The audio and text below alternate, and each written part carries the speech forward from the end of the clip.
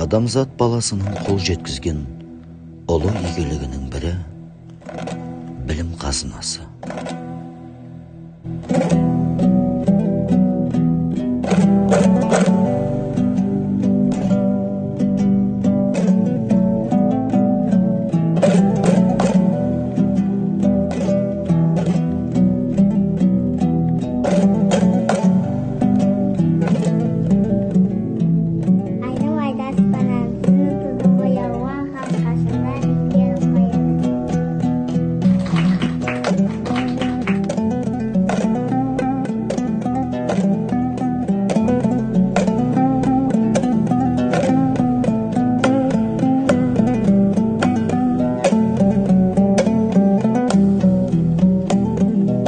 Балаларды кітап оқуға баулу, әдеби шығармаларға қызықтыру ата-ананың негізгі міндеті.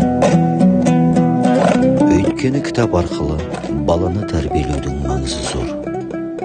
Оқулық баланы көркем ойға үйретеді, сөздік қорын молайтады, оның ұшқыр болуы үшін де септігі көп.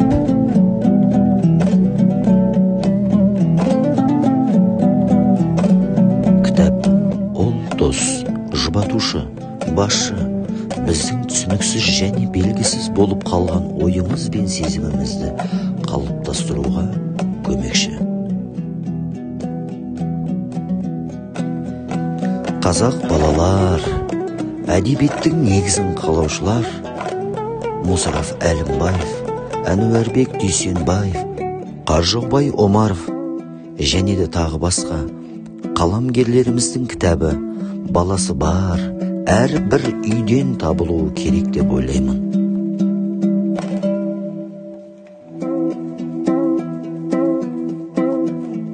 Одан бөлек, бүгінде балаларға арнап сүбелі дүниелер жазып жүрген авторларды жетерлік.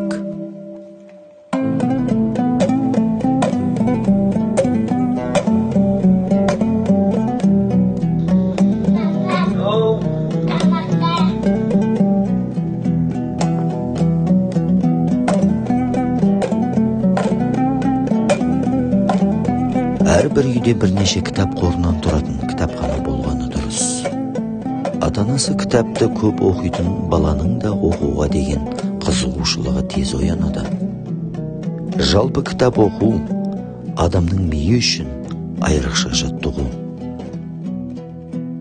Түрлі шығармалардың ішіне ойша ену адамның елестету, қиялдау мүмкіндігін арттырады.